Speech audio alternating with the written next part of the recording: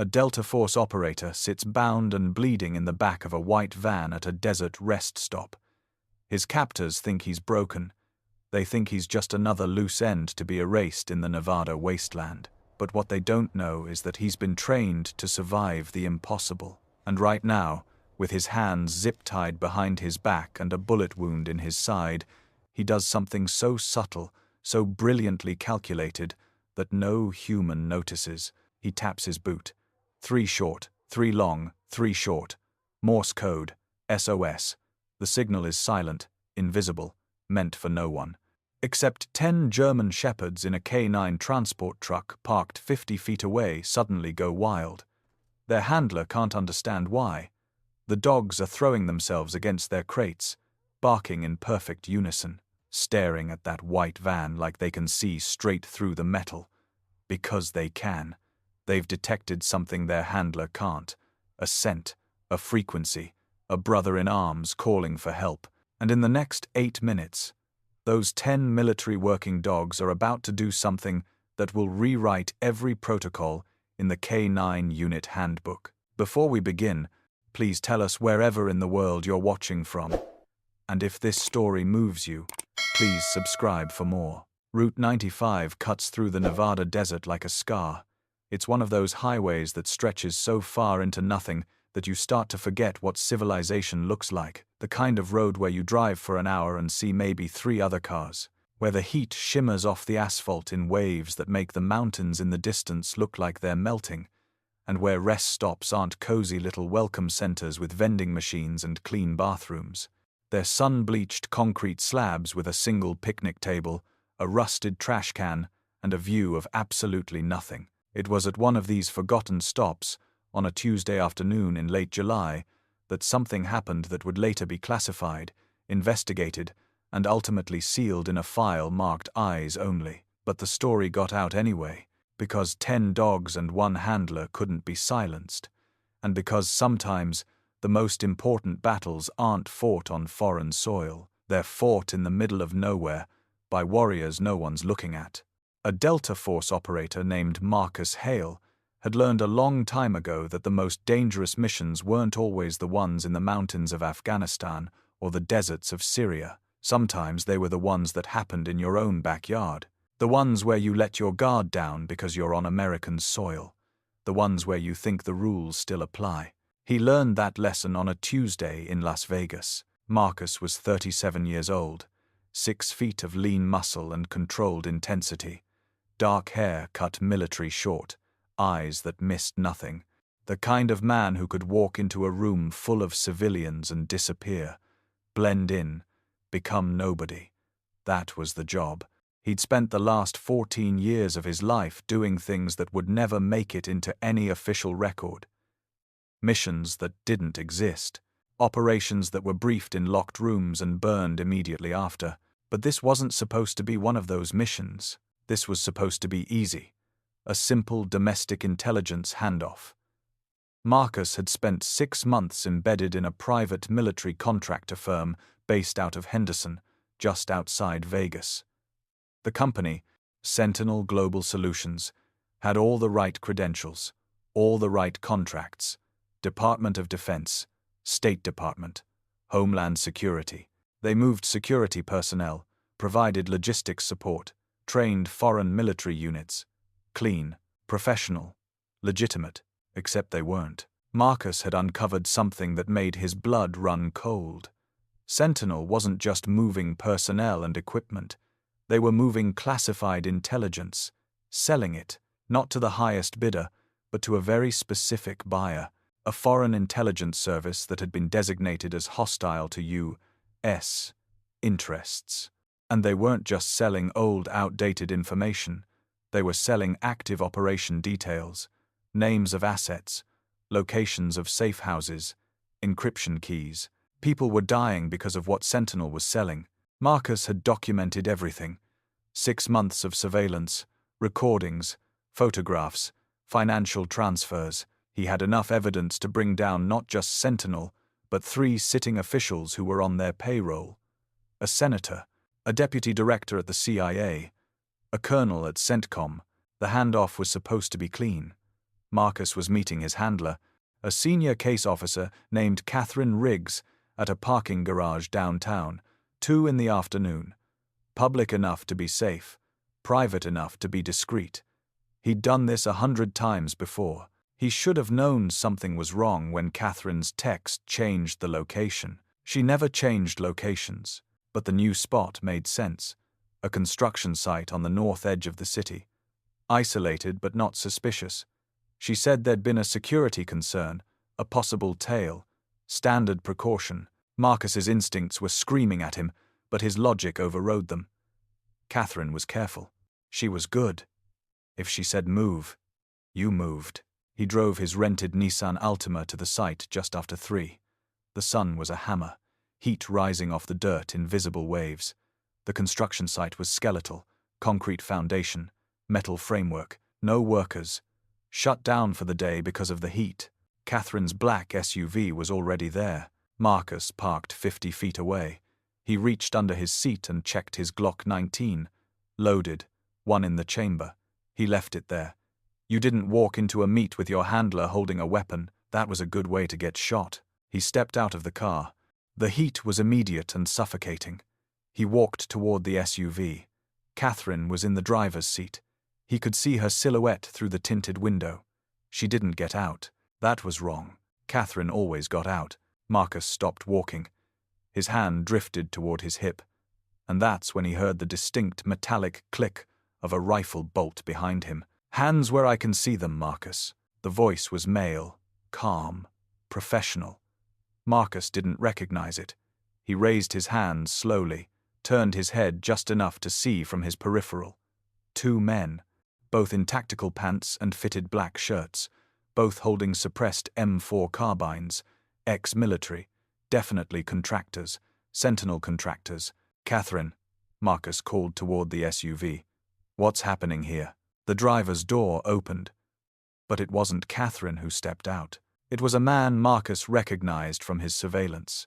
Travis Bowen, Sentinel's head of operations. 42 years old, former Marine raider, silver hair, cold blue eyes. The kind of man who'd killed people before and would do it again without losing sleep.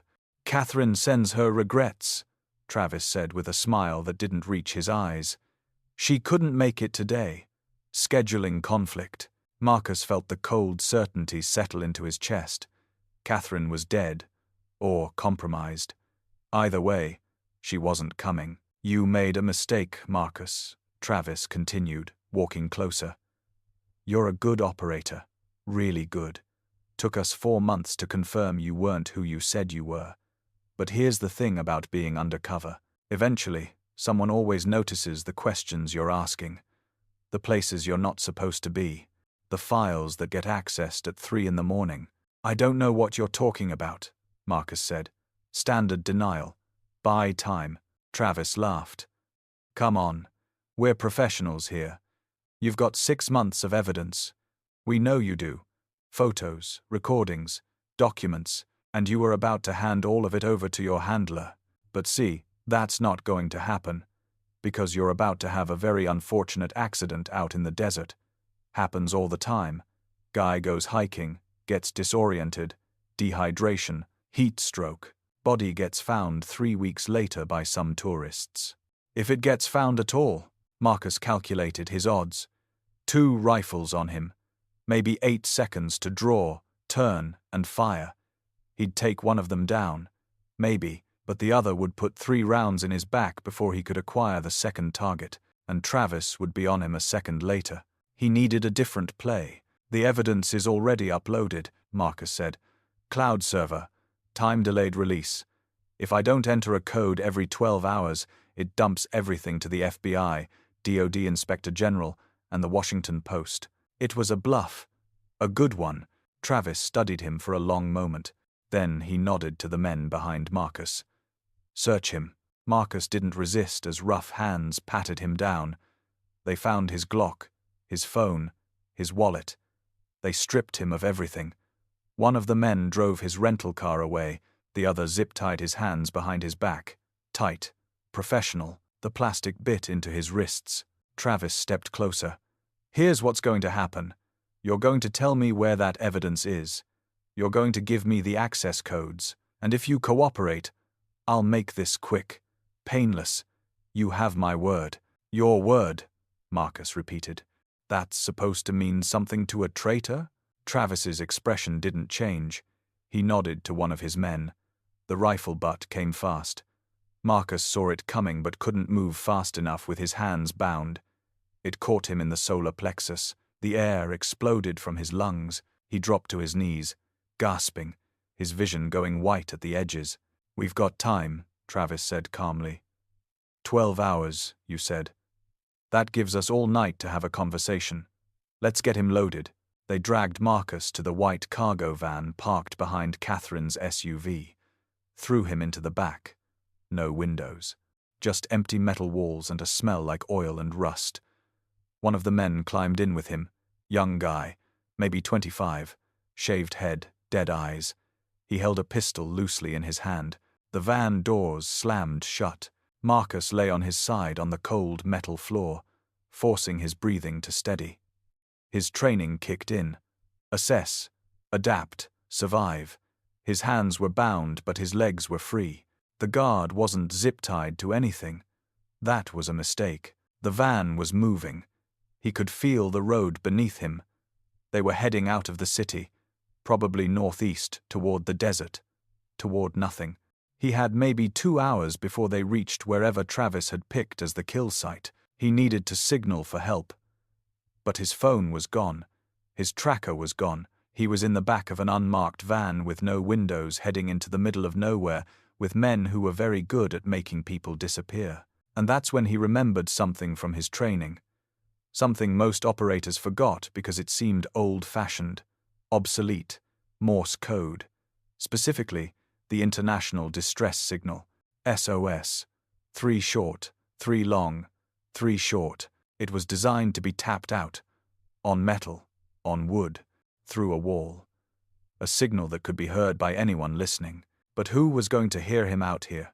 Marcus shifted his weight slightly. The guard glanced at him but didn't react. Marcus let his boot scrape against the metal floor. Just once. Testing. The sound was dull but distinct. The guard didn't care. Marcus waited 5 minutes. Then he did it again. 3 short taps with his heel. Pause. 3 long scrapes with the side of his boot. Pause. 3 short taps. SOS. He repeated it. Over and over. A pattern. Steady. Deliberate. Not random movement. A message. The guard finally noticed. Stop moving. Marcus stopped. Waited. Started again a minute later. I said stop. The guard kicked him in the ribs. Not hard enough to break anything, just hard enough to hurt. Marcus grunted but didn't stop. He kept tapping. 3 short, 3 long, 3 short. The hell is wrong with you? The guard leaned forward, his face close to Marcus's. You having a seizure or something? Marcus looked him dead in the eye. Yeah, he rasped. Medical condition. Happens when I'm stressed. Can't control it. It was a lie wrapped in truth. The guard hesitated, looked toward the front of the van where Travis was driving. Decided it wasn't worth reporting. He sat back. Let Marcus keep tapping. Because here's the thing about Morse code in the modern era. Humans don't listen for it anymore. We don't train for it. We've got radios, satellites, encrypted communications. A guy tapping his boot in the back of a van? That's just noise. But there's another species that still listens to patterns, that still recognizes rhythms and frequencies that humans miss. Dogs. Specifically, military working dogs. And at that exact moment, 50 feet away at a sun-bleached rest stop on Route 95, there were 10 of them. Sergeant Emily Cross was tired. The kind of tired that seeps into your bones and makes every movement feel like you're wading through concrete. She'd been on the road for 4 hours. Nellis Air Force Base to a K-9 training facility outside San Diego. Normally it was a 6-hour drive. But when you're hauling 10 German Shepherds in a climate-controlled transport truck, you stop every 2 hours. Let them stretch. Let them drink. Check their vitals.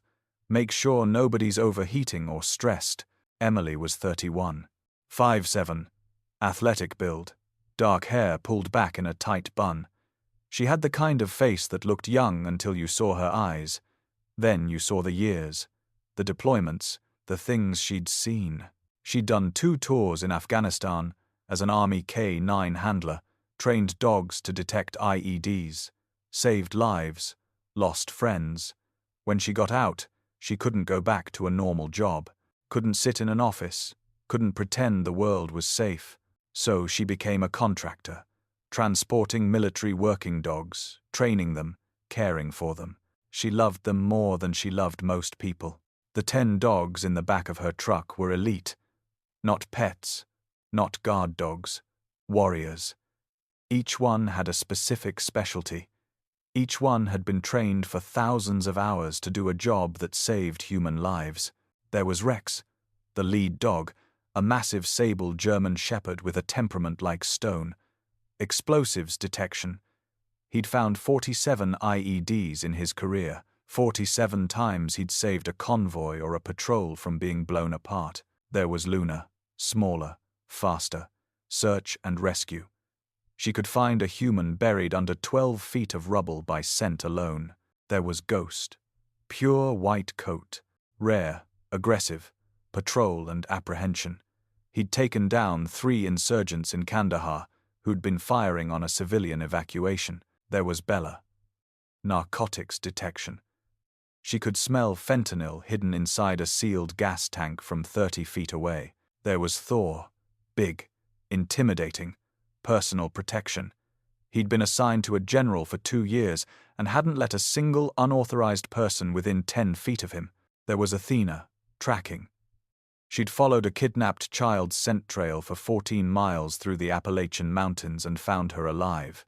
There was Odin, dual purpose, patrol and explosives, the kind of dog you sent in first when you didn't know what you were walking into. There was Freya, detection of human remains, grim work, necessary work. She'd helped recover bodies from disaster sites and given families closure. There was Loki, accelerant detection, arson investigation. He'd helped convict 17 arsonists by finding traces of gasoline and lighter fluid invisible to human senses. And there was Shadow, the youngest, still in training, but already showing promise, loyal, protective, smart. Emily pulled into the rest stop just after 4. It was one of those places that barely qualified as a stop. A concrete slab, a single ramshackle restroom that Emily wouldn't use without a hazmat suit. A couple of picnic tables baking in the sun, and nothing else for miles in any direction. She backed the transport truck into a spot with some shade from a withered Joshua tree, killed the engine, checked her watch. They'd been on the road for 4 hours. The dogs needed this. She climbed into the back of the climate-controlled truck. The moment she opened the door, 10 pairs of eyes locked onto her. 10 tails started wagging. She smiled. This was the best part of her day. Every day. All right, everyone.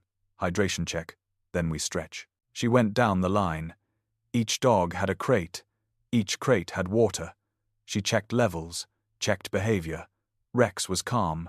Luna was panting but alert. Ghost was staring at the back door like he wanted to challenge the desert to a fight. Normal.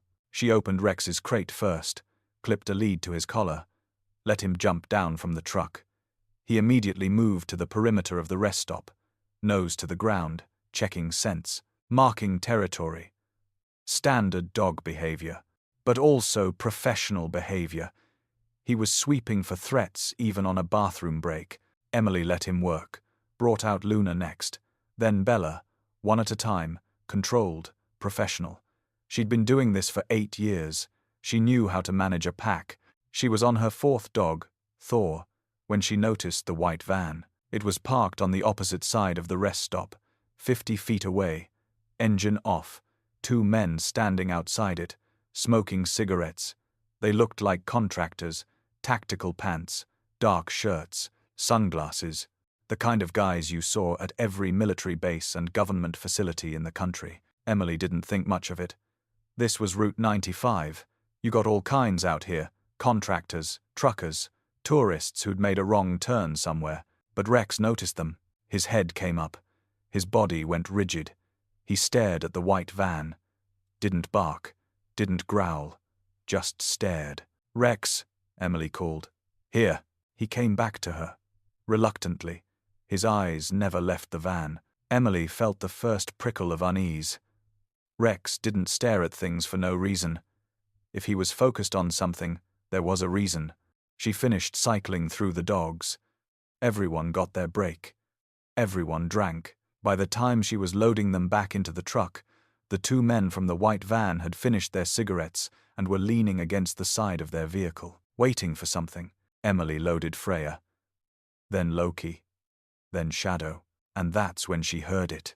A sound. Faint. Rhythmic. Coming from somewhere. She paused. Listened. Nothing. Just the wind. The distant hum of a truck on the highway. She reached for Athena's crate. And the sound came again. Tap, tap, tap. Pause. Tap, tap, tap. She looked around. The two men by the white van were talking, not looking at her, not moving. Tap, tap, tap. Pause. Tap, tap, tap. It was coming from their van. Emily's heart rate kicked up. She knew that rhythm. She'd learned it in basic training. Morse code. Distress signal. SOS. She froze. Stared at the white van. The men weren't paying attention to her. They were calm. Too calm. The kind of calm that came from routine, from confidence, and then all 10 dogs went insane. It happened simultaneously. Rex threw himself against his crate. Luna started barking. Ghost joined her. Then Thor. Then Bella. Then all of them. A cacophony of sound that split the quiet desert air like a bomb. Emily had never seen this before, ever. These were professional military working dogs. They didn't bark without cause. They didn't lose control. They were trained to be silent, to be disciplined. But right now, every single one of them was losing their minds. And every single one of them was staring at the white van. Emily's blood ran cold. She moved to Rex's crate. He was slamming his body against the door. His eyes were wild, focused. He wasn't scared. He wasn't excited. He was alerting. All of them were alerting. Emily looked back at the white van. The two men had noticed the noise now. They'd stopped talking. One of them flicked his cigarette away and started walking toward her. "Everything okay over there?" he called. His voice was friendly, casual. Emily's hand moved to her hip, to the concealed carry holster under her jacket. Glock 43, 9mm, 6 rounds. She didn't draw it, but her fingers brushed the grip. "Yeah," she called back. "Just some excited dogs. They'll settle down." But they didn't settle down. If anything, they got worse. Rex was barking now. A deep, booming sound. Luna was whining, a high-pitched, desperate sound that Emily had only heard once before. When Luna had found a survivor trapped under rubble after an earthquake in Haiti, that was a human in distress sound. Emily looked at the white van again, looked at the two men. One was still walking toward her. The other was reaching for something in his pocket. And that's when she saw it. A single drop of blood on the back bumper of the white van.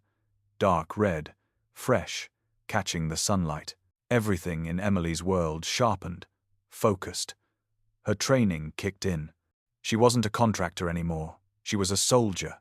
And there was someone in that van who needed help. She turned to face the approaching man. Smiled, casual, non-threatening. "Hey, sorry about the noise," she said. "They've been cooped up for hours. You guys heading west?" The man stopped about 10 feet away. He was big, 6'2", maybe 220, short blonde hair, scar on his left cheek. His eyes were hidden behind mirrored sunglasses, but Emily could feel him assessing her. "Yeah," he said. "Long drive. Tell me about it," Emily replied. She took a step to the side, angled herself so she could see both men now. The second one was still by the van. His hand was in his pocket. "You know if there's a decent rest stop up ahead?" "This place is a little rough," the man smiled. But it didn't reach his eyes. "Not for about 60 miles. Figures." Emily laughed, glanced at the white van. "What do you guys do? You look military." "Contractors," the man said. His tone had shifted. Cooler now. Security logistics. Ah. Same. Emily gestured to her truck. I transport working dogs. Military contracts mostly. The man nodded. But his body language had changed. He'd recognized her now. Recognized the threat she posed. His right hand dropped to his side. To his hip. Where Emily now saw the outline of a pistol in an inside-the-waistband holster. This was about to go bad. Emily made her decision in a fraction of a second. She'd been trained for this.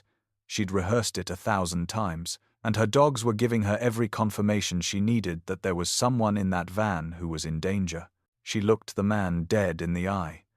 "You've got someone in that van!" The man's expression didn't change, but his hand moved another inch toward his weapon. "I don't know what you're talking about." "Yeah, you do." Emily's voice dropped. All pretense gone. "My dogs only alert like that for one reason. There's a person in distress in your vehicle, and you've got about 5 seconds to open those doors before I release them." The man's smile vanished. "Lady, you need to get back in your truck and drive away. Right now." "Not happening." The second man was moving now, walking fast toward them. His hand was out of his pocket. Emily saw the pistol. She didn't wait. "Rex! Ghost! Engage!" She hit the release on both crates simultaneously. 2 massive German shepherds exploded from the truck like missiles. They didn't hesitate, didn't bark, just moved. Fast, silent, professional. Rex hit the first man low, jaws clamping onto his right forearm, the one reaching for the weapon. The man screamed, went down hard. Rex didn't let go. Ghost went for the second man, caught him mid-stride, 85 pounds of controlled aggression slamming into his chest. The man's pistol went flying. He hit the ground with Ghost's jaws locked around his shoulder. Emily was already moving. She sprinted to the back of the white van, drew her Glock, yanked the door handle, locked. She looked through the small window, dark inside, but she saw movement, a figure, hands behind their back, blood on the floor. "Federal agent!" she shouted. It was a lie, but it worked. "Open this door now." A third voice came from inside the van, muffled, strained. "Back door! It's unlocked from the inside!" Emily didn't question it. She ran to the back doors, pulled. They swung open, and there he was, Marcus Hale, zip-tied, bleeding from a wound in his side she hadn't seen before, but alive, conscious, and looking at her with eyes that held the same recognition she felt, warrior to warrior. "You heard me," Marcus said. His voice was rough, grateful. "My dogs heard you," Emily corrected. She pulled a knife from her belt, cut his zip ties. "Can you move?" "Yeah." Marcus pushed himself up, winced. "There's a third man, front of the van. Driver." Emily spun. The driver's door was opening. A silver-haired man was stepping out. Calm. Too calm. He had a pistol in his hand. Raised. Aimed at her. "Drop it," he said. Travis Bowen. Though Emily didn't know his name yet. Emily had her Glock up, aimed at his center mass. "You first." They stood there, 10 feet apart, both armed, both trained. A standoff in the middle of the desert with the sound of dogs snarling and men screaming in the background. And Marcus Hale, bleeding and free, stepped between them. "Travis," Marcus said. His voice was steady. "It's over." Travis smiled. "No, it's really not." That's when the gunshot rang out. The gunshot didn't come from Travis Bowen's pistol. It didn't come from Emily's Glock. It came from somewhere behind them. A sharp crack that split the desert air and sent a spray of dirt exploding 2 feet from Travis's boots. Everyone froze. A voice called out from the direction of Emily's transport truck. Strong, female, authoritative. "Federal agent! Drop your weapons, all of you! Now!" Emily's heart sank. She'd been so focused on the immediate threat that she hadn't noticed the woman who'd pulled up in an unmarked sedan. Hadn't heard the car door, hadn't seen her approach. The woman was FBI. Emily could tell from 30 feet away. Dark pantsuit, tactical boots, badge clipped to her belt, weapon raised in a perfect isosceles stance. She was maybe 45. Black hair pulled back, sharp eyes that were taking in the entire scene at once. Travis didn't drop his weapon, but he didn't fire either. He was calculating. Marcus could see it in his eyes. The odds had just shifted. "I'm Special Agent Claudia Reyes," the woman called out. "FBI counterintelligence. Everyone lower your weapons." Slowly. Nobody needs to die today. Emily lowered her Glock first. Not because she trusted the FBI agent, but because she trusted her tactical assessment of the situation. 3 armed people in a standoff was unstable.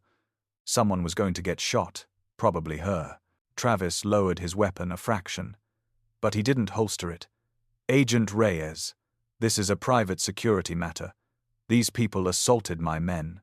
Your men who are currently being mauled by military working dogs?" Reyes said. Her voice was dry, unimpressed. "Yeah, I saw that. I also saw the blood on your van, and the zip ties on the ground, and the man you had tied up in the back." She shifted her aim slightly. Now it was centered on Travis. "So here's what's going to happen. You're going to put that weapon on the ground. You're going to put your hands on your head, and you're going to wait for Las Vegas Metro PD to arrive, because I called them about 4 minutes ago when I saw your little operation from the highway." Travis's jaw tightened. For a moment, Marcus thought he was going to do something stupid, try to shoot his way out, run for the desert. But Travis was a professional. He knew when a mission was compromised beyond recovery. He lowered his pistol, set it on the ground, raised his hands. "Smart choice," Reyes said. She keyed her radio. "This is Reyes. Suspects secured. Send EMS and additional units. We've got injured and at least 3 detainees." She glanced at Emily. "Call off your dogs." Emily whistled. 2 sharp notes. Rex and Ghost released immediately. They backed away from the 2 men on the ground and trotted back to Emily's side. Obedient, disciplined, like they'd just been playing fetch instead of neutralizing armed threats. The 2 men didn't move. One was clutching his shredded forearm. The other was holding his shoulder. Both were bleeding. Both were done fighting. Marcus leaned against the side of the van. The adrenaline was starting to fade, and the pain in his side was becoming impossible to ignore. He looked down. Blood was seeping through his shirt. A lot of it. Emily saw it. "You're hit." "Knife wound," Marcus said. "Not a bullet." "One of Travis's guys got creative when I wouldn't talk." Emily moved to his side, pulled his shirt up. The wound was deep, 4 inches long, just below his ribs on the right side. It had been bleeding for hours. "You need a hospital. I need to make a phone call first," Marcus said. He looked at Agent Reyes. "How long have you been following us?" Reyes walked over, holstered her weapon. She looked Marcus up and down, taking in the tactical build. The way he held himself despite the injury. The fact that he'd stepped between 2 armed people like it was nothing. "I haven't been following you. I've been following them." She nodded toward Travis. "For about 3 weeks. We had intelligence that Sentinel Global Solutions was dirty. We just didn't know how dirty." She studied Marcus more closely. "You're not a contractor. You're military." "Delta." Marcus didn't answer. But his silence was answer enough. Reyes smiled. A thin, knowing smile. "Yeah, that makes sense. You're the reason we got the tip 3 weeks ago. Someone inside Sentinel reached out to the FBI. Anonymous contact. Gave us just enough to start an investigation. That was you." "I don't know what you're talking about," Marcus said. "Standard cover." "Right." Reyes pulled out her phone. "Well, whoever you are, you just handed me a major counterintelligence win. These guys weren't just selling weapons and logistics intel. They were selling information about active undercover operations. 4 of our agents were compromised in the last year because of leaks from Sentinel. 2 are dead." Her voice hardened. "So whoever you are, I owe you." In the distance, sirens wailed. Growing louder, Emily looked at Marcus, at the blood still seeping from his side, at the way he was trying not to lean too heavily against the van. "We need to get pressure on that wound." "I've had worse," Marcus said, but he let her help him sit down. Let her pull a first aid kit from her truck. Let her pack the wound with gauze and wrap it tight. While she worked, Marcus's mind was racing. The mission was blown. His cover was burned. Travis and his men would talk eventually. They'd name names.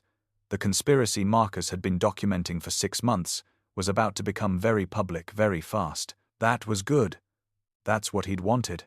But it also meant he was about to be pulled into a legal and political firestorm that would last months, unless he could control the narrative.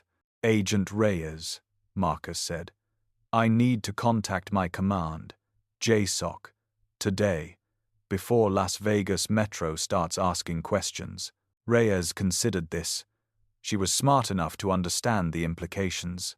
A Delta operator, embedded in a domestic intelligence operation, meant this was bigger than just corrupt contractors.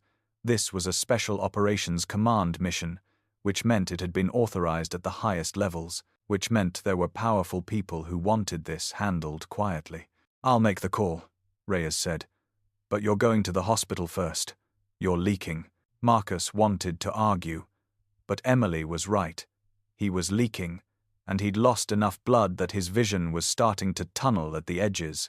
The cavalry arrived in the form of 3 Las Vegas Metro patrol cars and an ambulance. The scene became controlled chaos.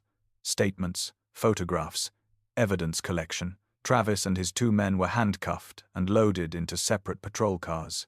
EMTs descended on Marcus. They wanted to put him on a stretcher. He refused. Compromise was sitting on the back of the ambulance while they started an IV and redressed his wound properly. Emily stood nearby, Rex and Ghost at her side. The other 8 dogs were still in the truck. Calm now. The threat was over. They knew it. One of the EMTs looked at the dogs, then at the 2 men who'd been bitten. "Those dogs are going to need to be quarantined. Animal control protocol. Those dogs are federal assets," Emily said. Her voice had gone cold. "Dangerous. Military working dogs. They're not going anywhere. And if you try to take them, I'll have the Department of Defense so far up your department's chain of command, you'll be answering to the Secretary of Defense by morning." The EMT raised his hands. Okay. Just protocol." Agent Reyes walked over. She'd been on her phone for the last 10 minutes. "I talked to JSOC. They're sending a team. Should be here in 2 hours. Until then, Marcus here is in federal protective custody." She looked at Emily. "You too." "Me?" Emily blinked. "I'm just a contractor. I transport dogs." "You're a witness," Reyes said. "And you just took down 3 armed men with a couple of dogs and a handgun. That makes you useful. Also, your dogs heard something that nobody else did. I'm going to need a statement." "A detailed one." Emily glanced at Marcus. He gave her a slight nod. "It's okay. You can trust her." 2 hours later, they were at a federal building in downtown Las Vegas.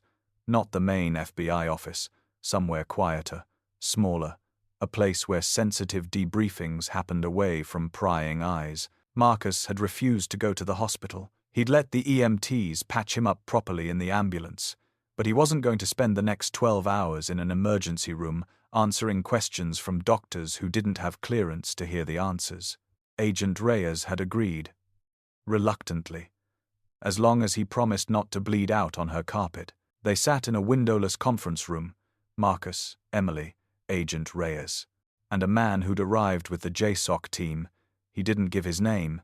He wore civilian clothes, khakis and a polo shirt, but everything about him screamed military. The haircut, the posture, the way his eyes never stopped moving. "Staff Sergeant Hale," the man said. It wasn't a question. "I'm here to debrief you and coordinate with the FBI. Your mission is over. Effective immediately. You're being pulled out." "The evidence," Marcus said. "I had 6 months of surveillance, photos, recordings, financial documents. It was all on my phone. Travis took it." "We have the phone," Agent Reyes said. She placed it on the table. "We also have Travis's phone, and his laptop, and the financial records from Sentinel's offices, which we raided about an hour ago." She smiled. "You did good work, Sergeant. Really good work. We've got enough evidence to indict 14 people, including a sitting senator." Marcus felt something release in his chest. Relief. Vindication. 6 months of living a lie. 6 months of watching criminals operate with impunity. And now they were going down. The JSOC officer looked at Emily. "Miss Cross, your role in this incident is going to remain classified. You won't be able to discuss it publicly. But you have the gratitude of the Department of Defense. Your actions today saved the life of a critical asset and prevented the loss of sensitive intelligence." Emily nodded slowly. She wasn't surprised. She'd worked with the military long enough to know how these things went. But something was bothering her. She looked at Marcus. "How did you know the dogs would hear you?" Marcus met her eyes. "I didn't. I was signaling blind. I learned Morse code in survival school. It's one of those old-school things they still teach, because you never know when modern tech will fail. I figured if I could make a pattern, someone might notice. I didn't expect dogs to notice." "They're trained to notice patterns," Emily said. "Especially Rex. He's an explosives detection dog. His whole job is listening for things that don't belong, rhythms, vibrations, timers ticking inside packages." She reached down and scratched Rex behind the ears. "He heard you tapping," he alerted, and then the others picked up on his alert. They didn't know what they were alerting to. They just knew something was wrong. Agent Reyes was taking notes. "This is going in my report. Military working dogs detecting a distress signal. That's a first." The JSOC officer stood. "Sergeant Hale, you'll be transported to a secure medical facility. You'll receive treatment, then you'll be debriefed fully over the next 72 hours. After that, you'll have 2 weeks of leave before reassignment." He looked at Emily. "Miss Cross, you're free to continue your transport mission, but you'll need to sign a non-disclosure agreement before you leave." Emily signed the paperwork. She'd signed 100 NDAs in her career. This was just one more, but as she was preparing to leave, Marcus stopped her. "Hey." She turned. He was standing now, upright, steady, despite the wound. "Thank you. I mean it. You didn't have to stop. You didn't have to investigate. You could have driven away." "I couldn't," Emily said simply. "My dogs were telling me something was wrong. I trust them more than I trust most people." Marcus smiled, a genuine smile. "They're good dogs. The best." Marcus hesitated. Then he pulled a card from his pocket. It was blank, except for a phone number. "If you ever need anything, or if you're ever in a situation you can't handle alone, call this number. It goes to a secure line. Someone will answer. Tell them Marcus sent you." Emily took the card, looked at it, looked at him. "You don't owe me anything."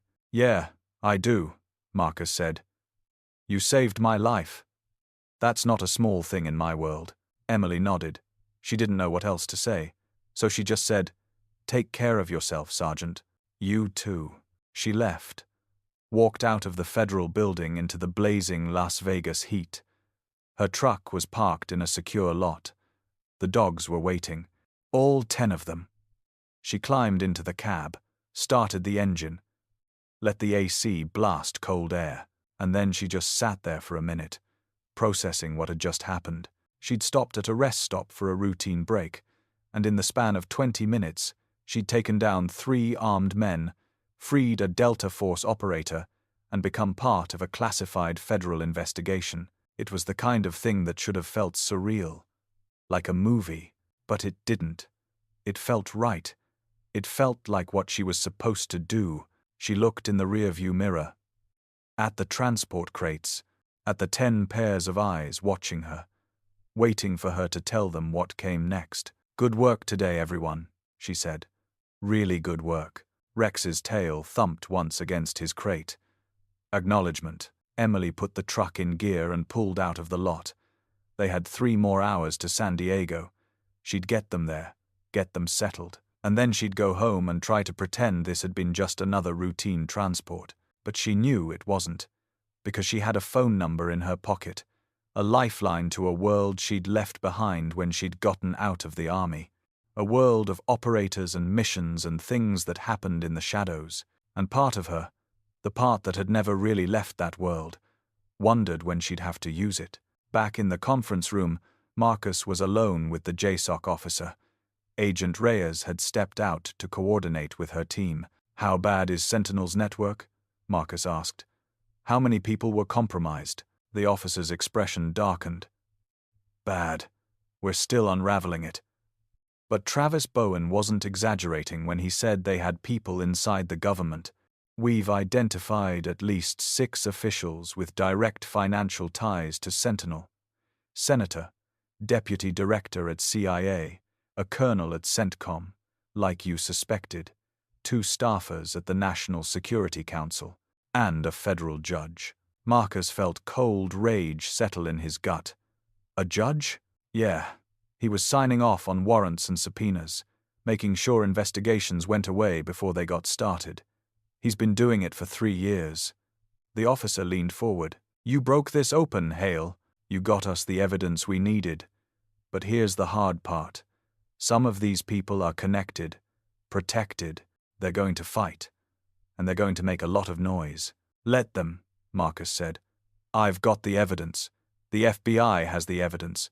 They can make all the noise they want. They're still going down." "Maybe," the officer said. "But trials take time. Appeals take time. In the meantime, you're going to be a target." Travis talked. He's already trying to cut a deal, and part of that deal is giving up everyone in the network. But that also means everyone in the network knows you're the one who burned them. They know your name. They know your face. Marcus understood what he was saying. "I'm compromised. I can't go back to undercover work. Not domestically, not for a while," the officer stood. "But there are other assignments, other missions. JSOC has plenty of work for someone with your skill set. You'll be reassigned after your debrief and medical leave. Probably overseas, probably somewhere where people shoot back." Marcus almost laughed. "So business as usual." "Yeah, business as usual." The officer left. Marcus sat alone in the conference room. The fluorescent lights hummed overhead. His side throbbed. He was tired, bone-deep tired. The kind of tired that came from 6 months of living a double life, 6 months of lying to people, 6 months of watching criminals operate freely while he gathered evidence one piece at a time. But it was over. The mission was complete. Travis and his network were going down. The evidence was secure. And Marcus had survived. He thought about Emily Cross, about the way she'd moved. Calm, professional, tactical. She'd assessed the situation in seconds and acted without hesitation. She'd trusted her dogs, and she'd been right to trust them. Those dogs had saved his life. He'd been tapping out SOS for 20 minutes in the back of that van, hoping someone would hear, knowing the odds were 1,000 to 1. And then 10 German shepherds had gone insane. They'd alerted their handler to a threat she couldn't see, and Emily had listened. That was trust. Pure trust. The kind of trust that couldn't be trained. It had to be earned. Over years. Over deployments. Over situations where your life depended on the animal next to you understanding what you needed before you said it. Marcus had worked with K9 units before. He'd seen military working dogs in action in Iraq and Afghanistan. He'd always respected them, but he'd never fully understood the bond between handler and dog. Not until today. Not until he'd seen Emily release Rex and Ghost with a single command and watch them neutralize 2 armed men in seconds. Those weren't just dogs. They were warriors. They were teammates. They were family. And they'd heard him when no one else could. 3 months later, Marcus was standing in the desert again, but this time it wasn't Nevada. It was North Carolina, Fort Bragg, the home of the U.S. Army Special Operations Command. He'd been cleared by medical. The knife wound had healed. He'd been through his debrief, 72 hours of interviews and reports and legal reviews, and then he'd been given his 2 weeks of leave. He'd spent it in Montana, alone, hiking, fishing, trying to remember what it felt like to be a person instead of an asset. Now he was back, and he'd been summoned to a meeting he hadn't expected. The building was nondescript, just another office complex on the sprawling base, but the security was tight. Badge scanners, biometric readers, armed guards. He was escorted to a third-floor conference room. Inside, waiting for him, was a woman in an army uniform. Colonel, Special Operations. She was maybe 50. Short, grey hair, sharp eyes. She gestured to a chair. "Have a seat, Sergeant Hale." Marcus sat. "I'm Colonel Patricia Vance," she said. "I run K9 Special Operations for SOCOM. You've heard of us?" Marcus nodded. K9 Special Operations was an elite unit within Special Operations Command. They trained and deployed military working dogs for the most sensitive missions: hostage rescue, counter-terrorism, direct action. These weren't the dogs who swept bases for explosives. These were the dogs who jumped out of helicopters with Delta and SEAL teams. "I've been following your case," Vance said. "And I've been following the incident at the rest stop, the one where Emily Cross and her dogs pulled you out of a situation that should have ended very differently." "Yes, ma'am. Those dogs detected a Morse code distress signal," Vance continued. "That's never been documented before. Rex, the lead dog, alerted to a pattern, a rhythm, something he'd never been trained to recognize, but he recognized it anyway, and he communicated it to his handler, who acted on it." Marcus wasn't sure where this was going. "Rex is a good dog, ma'am. They all are." "They're exceptional dogs," Vance corrected. "And that got me thinking. We train our K9s for specific tasks: explosives, narcotics, patrol, but we don't train them for pattern recognition outside of their specialty. We don't train them to listen for distress signals. We don't train them to detect situations that fall outside their usual parameters." She leaned forward. "But maybe we should." Marcus felt something shift, a sense of where this conversation was heading. "You want to expand K9 training. I want to create a new program," Vance said. "K9 Tactical Intelligence. Dogs trained not just to detect specific substances or threats, but to recognize anomalous patterns, rhythms, frequencies, behaviors, and to communicate those observations to their handlers in real time." She pulled out a folder, slid it across the table.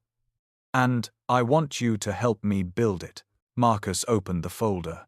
Inside was a proposal, a detailed plan for a pilot program, training protocols, equipment requirements, personnel needs, and at the top of the personnel list was his name.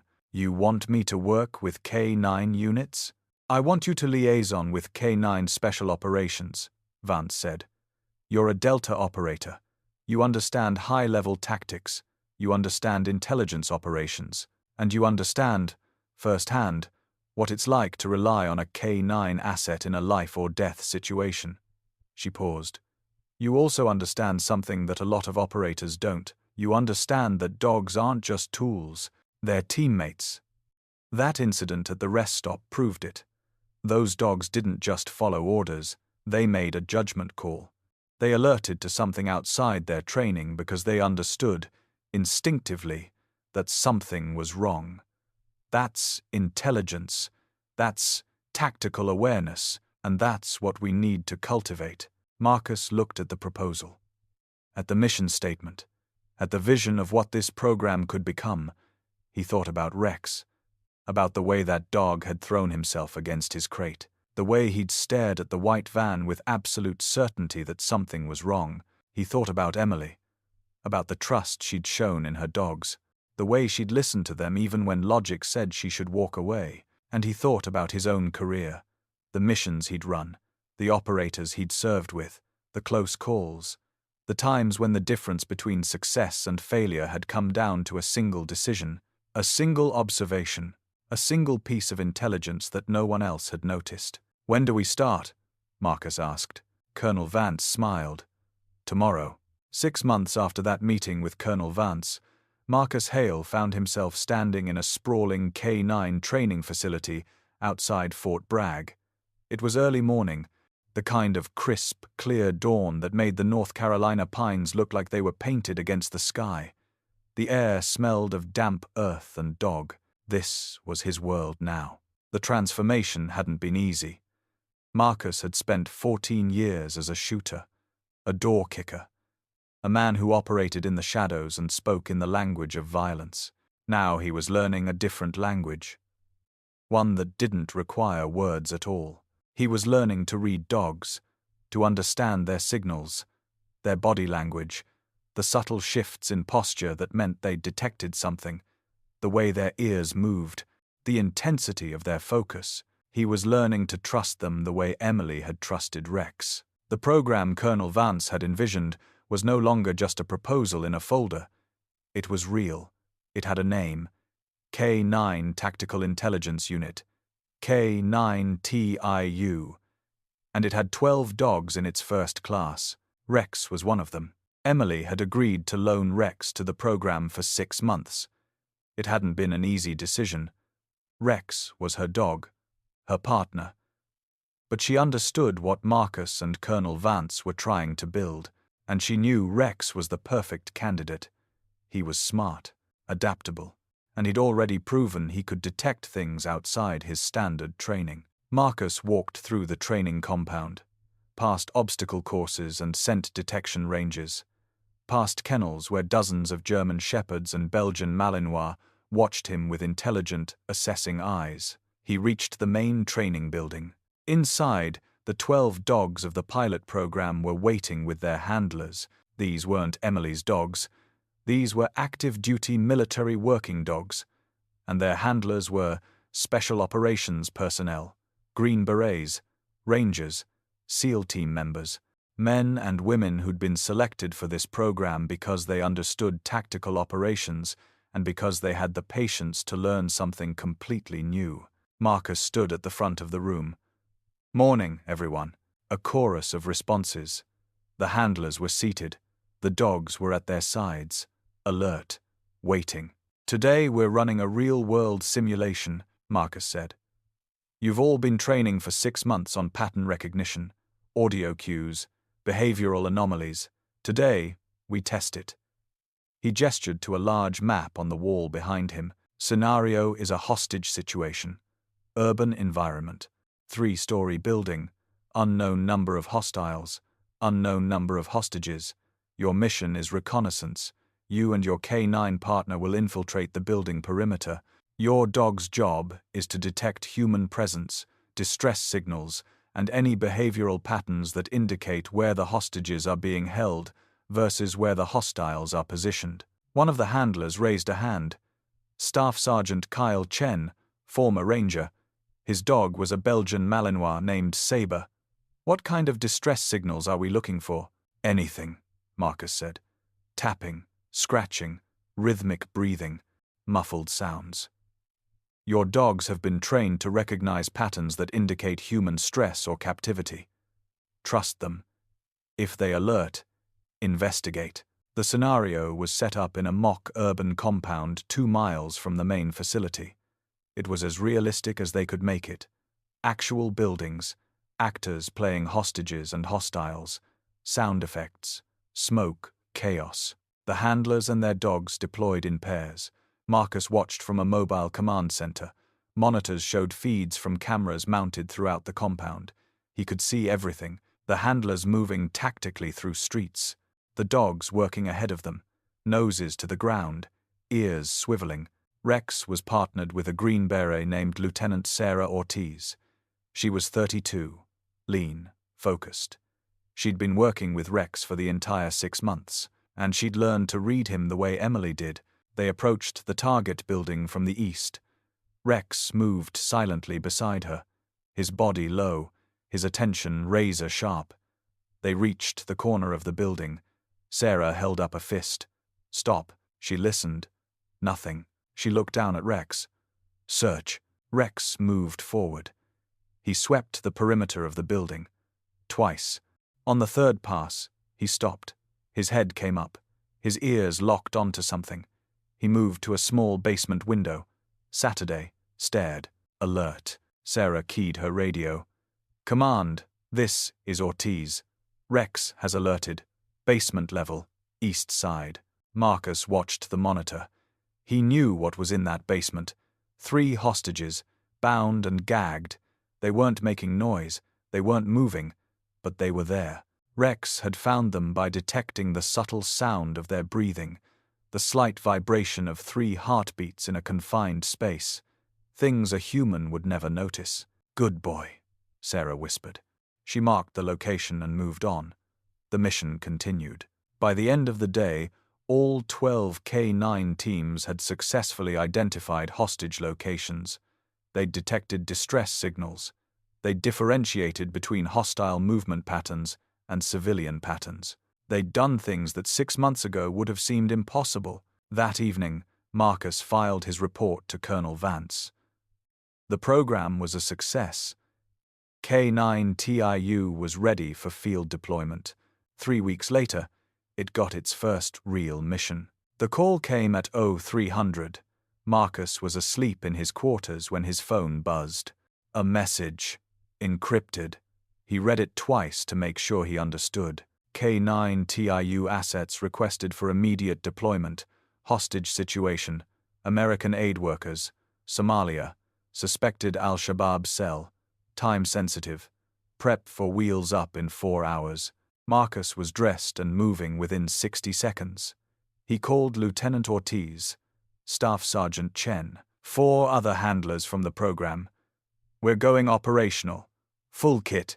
Meet at the hangar in 2 hours. He didn't have to call Emily, but he did anyway. She deserved to know that Rex was about to deploy into a combat zone. She answered on the second ring. Her voice was groggy. Marcus, what time is it? 0300. Listen, we got a mission. Real world. Rex is going. Silence. Then, where? Can't say. But it's what we trained for. Another pause. Longer. Take care of him. I will. I promise. And Marcus? Trust him.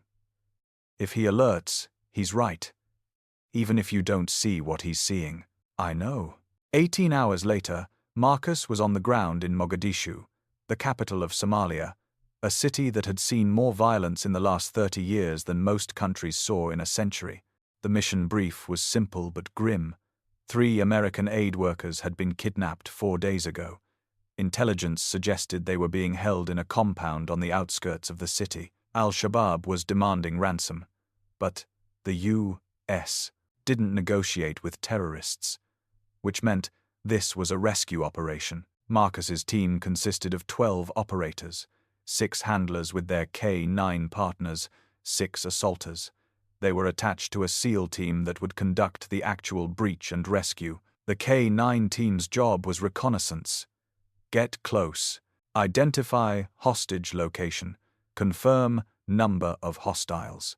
Then pull back and let the shooters do their work. They moved out at dusk. 4 vehicles, blacked out, no lights. The compound was 10 miles outside the city, isolated, surrounded by scrub brush and scattered trees. Intel said there were between 6 and 10 hostiles inside, armed, experienced. The vehicles stopped a half-mile out. The team moved on foot, silent, professional. The dogs moved with them, low, controlled. Rex was at the front with Lieutenant Ortiz. They reached a position 300 yards from the compound. Marcus glassed it with night vision. 2-story structure. Concrete. Reinforced windows. Guards on the roof. He counted 4. That meant at least 2 more inside. Maybe more. Ortiz, Marcus whispered. Send Rex. Sarah looked down at her partner. She unclipped his lead. Rex. Search. Quiet. Rex moved. He was a shadow. A ghost. He crossed 200 yards of open ground without making a sound. The guards on the roof never saw him. He reached the compound wall, circled it, stopped at the southeast corner, his head tilted, listening. Then he moved again. To a window on the ground floor. He sat, stared. His body language changed, tense, alert. Sarah was watching through a scope. He's got something. Marcus keyed his radio. SEAL Command, this is K9TIU. We have a location. Ground floor, southeast corner. Rex is indicating distress. The SEAL team leader responded. Copy. Moving into position. Hold your location. 20 minutes later, the assault began. Flashbangs, breaching charges, the sound of gunfire. It was over in 90 seconds. The SEAL team cleared the compound, found the 3 hostages. Alive, injured but alive. They'd been held in exactly the room Rex had indicated. The mission was a success. When they exfiltrated back to the vehicles, the SEAL team leader approached Marcus. Your dog just saved 3 lives. That alert gave us the exact room. We didn't have to clear the whole building. We went straight to them. That saved time. And in a hostage situation, time is everything. Marcus looked down at Rex. The dog was sitting calmly beside Sarah, tongue out, tail wagging slightly, like he'd just been on a walk. He's a good dog, Marcus said. He's a damn hero, the SEAL corrected. When they returned to North Carolina 2 days later, Emily was waiting at the hangar. She was standing alone, arms crossed, her face unreadable. Rex saw her the moment the transport doors opened. His ears came up, his tail started wagging. Hard. Sarah unclipped his lead and Rex sprinted. 80 pounds of muscle and joy. He slammed into Emily, nearly knocked her over. She laughed, wrapped her arms around him, buried her face in his fur. Hey boy, I missed you too. Marcus walked over, gave them a moment. Then, he was perfect. Did exactly what we trained him to do. Found the hostages, saved their lives. Emily looked up. Her eyes were wet. I knew he would. I know you did. She stood. Rex stayed pressed against her leg. So what happens now? Is he going back to the program? Marcus had been thinking about that question for the entire flight home. That's up to you. The program works. We've proven that. But Rex isn't my dog. He's yours. If you want him back, he's back.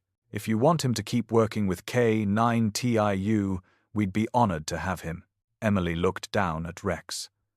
At the dog who'd been with her through 2 deployments. Through the hardest years of her life. The dog who'd saved a Delta Force operator by hearing a signal no human could detect. He's a working dog, she said quietly. He needs a mission. He needs a purpose. She looked at Marcus. Keep him. Train with him. Deploy with him. But I want updates, and I want to see him when he's stateside. Deal. 6 months after that, the K9 Tactical Intelligence Unit was expanded. 24 dogs, 24 handlers. They'd run 8 missions, all successful. They'd found hostages, detected ambushes, identified threats that no technology could have found. And Marcus Hale had found something he didn't know he was looking for. A new mission, a new purpose. He wasn't kicking down doors anymore. He was building something. Training warriors, both human and canine. Teaching them to communicate, to trust each other, to become something more than the sum of their parts. One afternoon, he was at the training facility when Colonel Vance appeared. Walk with me, Marcus. They walked through the compound, past the kennels, past the training ranges, to a quiet spot overlooking the pine forest. The Pentagon is impressed, Vance said. They want to expand K9TIU, make it a permanent program across all Special Operations units. Delta, SEALs, Rangers, Green Berets. Everyone gets access. Marcus nodded. That's good. It's more than good. It's revolutionary. Vance looked at him. And it happened because you were in the back of a van tapping your boot. Because a dog heard you, and because a handler trusted her dog enough to investigate. She paused. There's going to be a ceremony, 3 months from now. D.C. The Pentagon. They're awarding commendations to the K9TIU program, and they're specifically recognizing Rex. And Emily Cross. Marcus felt something warm settle in his chest. They deserve it. So do you. The ceremony took place on a crisp October morning. The Pentagon courtyard, dress uniforms, flags, cameras. Emily stood beside Marcus. She was wearing a simple black dress, uncomfortable in the attention. Rex sat between them, a new collar around his neck, polished, official. A general Marcus didn't recognize gave a speech about innovation, about the bond between soldier and dog, about how K9TIU had already saved 17 lives in its first year of operation. Then he called Emily forward, presented her with a civilian commendation, the Secretary of Defense Award for valor, for her actions at the rest stop, for trusting her instincts, for saving a critical intelligence asset. Then he called Rex forward. A custom medal was placed on his collar, the K9 Medal of Courage, only the third dog in history to receive it. The crowd applauded, cameras flashed. Rex just sat there, calm, professional, like this was all routine. After the ceremony, Emily found a quiet corner. Marcus joined her. They stood in silence for a moment, watching the crowd, the officials, the press. "You know what's strange?" Emily said. 6 months ago I was just transporting dogs, just doing a job, and now I'm standing in the Pentagon with a medal. "You saved my life," Marcus said. "That's not strange. That's heroic." "I didn't do anything heroic. I listened to my dog." "That's exactly what made it heroic." Marcus looked at Rex. "Most people don't listen. They see dogs as tools, as assets, as things that follow commands. But you saw them as partners, as teammates, and you trusted them even when it didn't make sense." He paused. "That's what K9TIU is built on. That trust, that partnership. And it started with you." Emily was quiet for a long moment. Then she smiled. "So what's next? More missions? More dogs?" "More everything," Marcus said. "We're training handlers from allied nations, British SAS, Australian SASR, Canadian JTF too. We're teaching them what you taught me, that dogs aren't just detectors, they're intelligence assets, they're problem solvers. And if you listen to them, they'll tell you things no technology can." "And you're running this whole operation now? With Colonel Vance?" "Yeah," Emily laughed. "The Delta Force operator who became a dog trainer. Never saw that coming." "Neither did I," Marcus admitted. "But here's the thing I learned. There are different kinds of battlefields, different kinds of wars. Some of them you fight with guns, some of them you fight with intelligence, and some of them you fight by building something new, something better, something that saves lives instead of taking them." He looked at her. "You taught me that. You and Rex." The sun was starting to set, casting long shadows across the Pentagon courtyard. Emily knelt down, wrapped her arms around Rex, whispered something Marcus couldn't hear. The dog leaned into her. Content, home. Marcus watched them, and he thought about that day at the rest stop, the worst day that had become the best day, the day he'd been left to die, the day he'd been saved by 10 dogs and 1 woman who'd trusted them completely. That day had changed everything. It had ended his career as a covert operator, but it had started something new, something bigger, something that would save hundreds of lives in the years to come. And it had all started with a signal. 3 short, 3 long, 3 short. A pattern tapped out in the darkness by a man who refused to give up, heard by a dog who refused to ignore it, and acted upon by a woman who refused to walk away. If this story of loyalty and courage moved you, do us a favor, share it. Share it with someone who needs to be reminded that heroes come in all forms, that sometimes the most important skill isn't shooting or tactics or technology. Sometimes it's just listening, trusting, believing that the answer you need is right in front of you if you're willing to see it. Drop a comment below. Tell us what you thought. Tell us if you've ever had a moment where you trusted your instincts against all logic, and if you believe that military working dogs deserve more recognition. If you believe they're not just tools but warriors who deserve our respect and gratitude, type hero in the comments. And subscribe, because we're building a community here, a community that believes in these stories, that believes courage isn't always loud. Sometimes it's quiet, Sometimes it's a dog sitting at attention, or a handler trusting a signal she can't explain, or an operator tapping out a message in the dark and hoping someone, anyone, is listening. These stories matter. These heroes matter. And we're going to keep telling them. So stay with us. Hit that subscribe button, because next week, we've got another story, another warrior, another impossible moment where everything hung in the balance and someone refused to quit. Thank you for being here. Thank you for listening. And remember, the most powerful signal you can send isn't through technology, it's through trust, through loyalty, through the unbreakable bond between warriors who refuse to leave each other behind. No matter how many legs they walk on,